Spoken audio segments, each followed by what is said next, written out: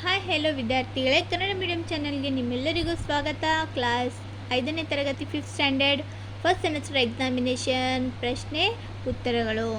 ವಿದ್ಯಾರ್ಥಿಗಳೇ, 5ನೇ ತರಗತಿಯ ಫಸ್ಟ್ ಸೆಮಿಸ್ಟರ್ ಪ್ರಶ್ನೆ ಪತ್ರಿಕೆ. ಈ ಒಂದು ಪ್ರಶ್ನೆ ಪತ್ರಿಕೆ ಸಂಭವನೀಯ ಹಲವಾರು ಉತ್ತರಗಳು ನಿಮ್ಮ ಪರೀಕ್ಷೆಗೆ ಸಂಬಂಧಪಟ್ಟ ಮಾಹಿತಿಯಾಗಿದೆ. ವಿದ್ಯಾರ್ಥಿಗಳು ತುಂಬ ಗಮನವಿಟ್ಟು ಈ ವಿಡಿಯೋಗಳನ್ನು ನೋಡಿ ತಾವು ಪರೀಕ್ಷೆಗೆ ಸಿದ್ಧರಾಗಬೇಕು. ಪ್ರಶ್ನೆ 1, ತಾಯಿಯ ನುಡಿಯಲ್ಲಿ ಏನು ತುಂಬಿದೆ ಎಂದು ಕವಿ ಹೇಳುತ್ತಾರೆ?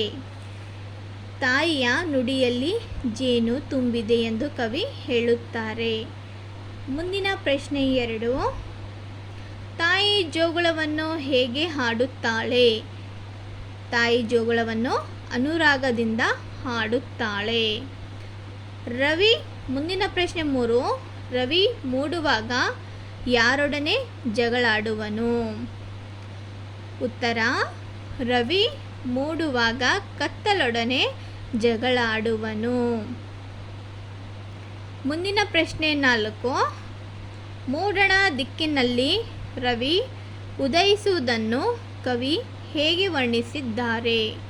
ಉತ್ತರ 4, ರವಿ ಕತ್ತಲೊಡನೆ ಜಗಳವಾಡಿ ಪೂರ್ವ ದಿಕ್ಕನ್ನು ರಂಗಸ್ಥಳವನ್ನಾಗಿ ನೆತ್ತಿರ ಹೊಂದಿದಂತೆ ಉದಯಿಸುತ್ತಾನೆ. ಮುಂದಿನ ಪ್ರಶ್ನೆ 5, ರಾಮು ತರಗತಿಯಲ್ಲಿ ಹೇಳಿದ ಕತೆ ಯಾವುದು? ರಾಮು ತರಗತಿಯಲ್ಲಿ ನರಿ ದ್ರಾಕ್ಷಿ ಕತೆ ಹೇಳಿದ ಕತೆ. ಮುಂದಿನ ಪ್ರಶ್ನೆ 6,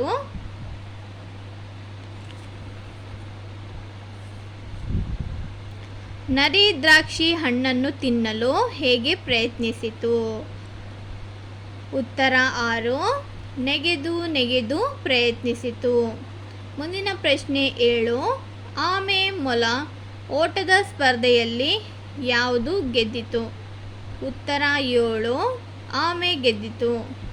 ಪ್ರಶ್ನೆ 8, ಮಗು ಯಾವುದಕ್ಕೆ ಹಠ ಮಾಡುತ್ತದೆ? ಉತ್ತರ: ಹಾಲು, ಕೋಲು, ಮೊಸರಿಗೆ ಹಠ ಮಾಡುತ್ತದೆ. ಮುಂದಿನ ಪ್ರಶ್ನೆ 9, ತಾಯಿ ತನ್ನ ಮಗುವನ್ನು ಏನೆಂದು ಹಾರೈಸುತ್ತಾಳೆ? ಉತ್ತರ 9, ಮಹಾತ್ಮನಿರಲಿ ಮಂಕನಿರಲಿ ಜಗದೊಡೆಯನಾಗು ಎಂದು ಹಾರೈಸುತ್ತಾಳೆ. ಮುಂದಿನ ಪ್ರಶ್ನೆ 10, ಕನ್ನಡ ವರ್ಣಮಾಲೆಯಲ್ಲಿ ಒಟ್ಟು ಎಷ್ಟು ಅಕ್ಷರಗಳಿವೆ? ಉತ್ತರ: 49 ಅಕ್ಷರಗಳಿವೆ.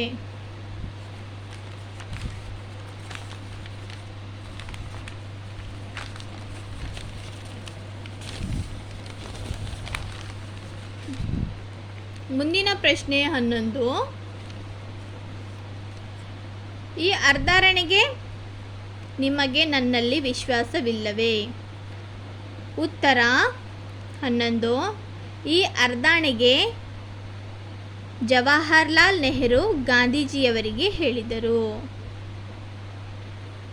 ಮುಂದಿನ ಪ್ರಶ್ನೆ 12, ಶ್ರವಣಕುಮಾರನ ತಂದೆಯ ಹೆಸರೇನು? ತಾಂಡವ ಋಷಿ. ಮುಂದಿನ ಪ್ರಶ್ನೆ 13, ಪಾಂಡವರ ತಾಯಿಯ ಹೆಸರೇನು? ಪಾಂಡವರ ತಾಯಿಯ ಹೆಸರು ಕುಂತಿ. ಮುಂದಿನ ಪ್ರಶ್ನೆ 14, ಭೀಮನು ರಾಕ್ಷಸನನ್ನು ಏನೆಂದು ಕೂಗಿ ಕರೆದನು? ಉತ್ತರ 14, ಎಲ್ಲವೂ ಕುನ್ನಿ ಕೂಳಿದೆ ತಿನ್ನು ಬಾ ಎಂದು ಕರೆದನು. ಮುಂದಿನ ಪ್ರಶ್ನೆ 15, ಒಟ್ಟು ಸ್ವರಗಳ ಸಂಖ್ಯೆ ಎಷ್ಟು? 13. ಮುಂದಿನ ಪ್ರಶ್ನೆ 16, ಒಟ್ಟು ವ್ಯಂಜನಗಳೆಷ್ಟು? ಉತ್ತರ 34.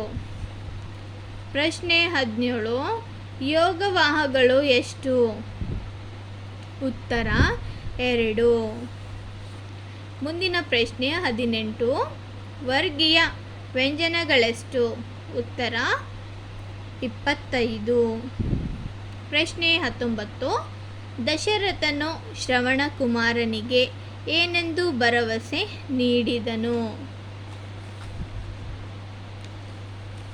ತಂದೆ ತಾಯಿಗಳ ಆಸೆ ಪೂರೈಸಿದಾಗ ಭರವಸೆ ನೀಡಿದನು. ಮುಂದಿನ ಪ್ರಶ್ನೆ 20. ದಶರಥನು ಯಾವ ನಗರದಲ್ಲಿ ನೆಲೆಸಿದ್ದನು? ಉತ್ತರ: ದಶರಥನು ಅಯೋಧ್ಯದಲ್ಲಿ ನೆಲೆಸಿದ್ದನು.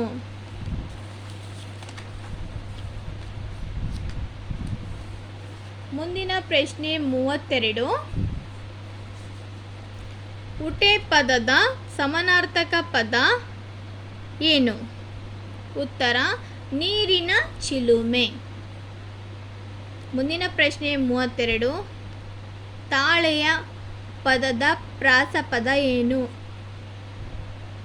ಉತ್ತರ: ತಾಳೆಯ ಪದದ ಪ್ರಾಸಪದ ಬಾಳೆಯ. ಮುಂದಿನ ಪ್ರಶ್ನೆ 34. ಗೆಳೆಯನಿಗೆ ಪತ್ರ ಬರೆಯುವಾಗ ಸೂಕ್ತ ಸಂಬೋಧನೆ ಏನು? ಆತ್ಮೀಯ. ಗೆಳೆಯನಿಗೆ ಪತ್ರ ಬರೆದಾಗ ನಾವು ಆತ್ಮೀಯ ಎಂದು ಹೇಳುತ್ತೇವೆ. ನೀಡಿದೇಳು. ಈ ನುಡಿಗಟ್ಟಿನ ಅರ್ಥ ಸಿಟ್ಟಿಗೇಳು. ಮುಂದಿನ ಪ್ರಶ್ನೆ 36. ನರೇಂದ್ರ ತೋಟದಲ್ಲಿ ಯಾರಿಗಾಗಿ ಕಾದನು? ನರೇಂದ್ರನು ಗೆಳೆಯರಿಗಾಗಿ ಕಾದನು. ಮುಂದಿನ ಪ್ರಶ್ನೆ 37. ಸ್ವಾಮಿ ವಿವೇಕಾನಂದರು ಜನರ ಕಷ್ಟ ಹೇಗೆ ಅರಿತರು?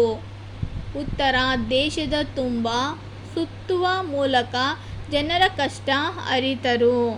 ಮುಂದಿನ ಪ್ರಶ್ನೆ 38. ಸ್ವಾಮಿ ವಿವೇಕಾನಂದರು ಜನರಿಗೆ ಕೊಟ್ಟ ಸಂದೇಶವೇನು? ಉತ್ತರ: ಶಕ್ತಿಯೇ ಜೀವನ, ದೌರ್ಬಲ್ಯವೇ ಮರಣ ಎಂಬ ಸಂದೇಶವನ್ನು ಕೊಟ್ಟರು. ಮುಂದಿನ ಪ್ರಶ್ನೆ 39. ರಾಮಕೃಷ್ಣ ಪರಮಹಂಸರ ನರೇಂದ್ರನನ್ನು ಯಾವ ಹೆಸರಿನಿಂದ ಕರೆದರು? ಉತ್ತರ: ಸ್ವಾಮಿ ವಿವೇಕಾನಂದ ಎಂಬ ಹೆಸರಿನಿಂದ ಕರೆದರು. ಮುಂದಿನ ಪ್ರಶ್ನೆ 40. ಮಗುವಿಗೆ ಮೊದಲ ಪಾಠಶಾಲೆ ಯಾವುದು? ಮಗುವಿಗೆ ಮನೆಯೇ ಮೊದಲ ಪಾಠಶಾಲೆ.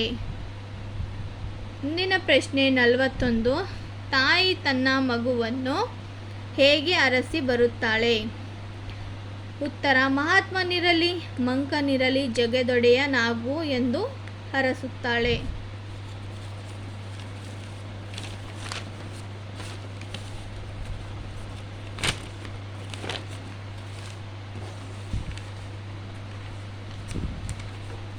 ಹೀಗೆ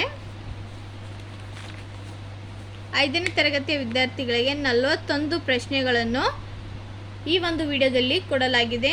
ಸೊ ಐ ಹೋಪ್ ಈ ವಿಡಿಯೋ ನಿಮ್ಮೆಲ್ಲರಿಗೂ ಹೆಲ್ಪ್ಫುಲ್ ಮತ್ತು ಇಷ್ಟ ಆದರೆ ತಪ್ಪದೇ ಕನ್ನಡ ಮೀಡಿಯಂ ಚಾನಲ್ಗೆ ಸಬ್ಸ್ಕ್ರೈಬ್ ಆಗಿ, ವಿಡಿಯೋ ಶೇರ್ ಮಾಡಿ, ಲೈಕ್ ಮಾಡಿ, ಆದಷ್ಟು ಕಮೆಂಟ್ಸ್ ಮಾಡೋದನ್ನು ಮರೆಯಬೇಡಿ. ಮುಂದಿನ ವಿಡಿಯೋಗಾಗಿ ಧನ್ಯವಾದಗಳು.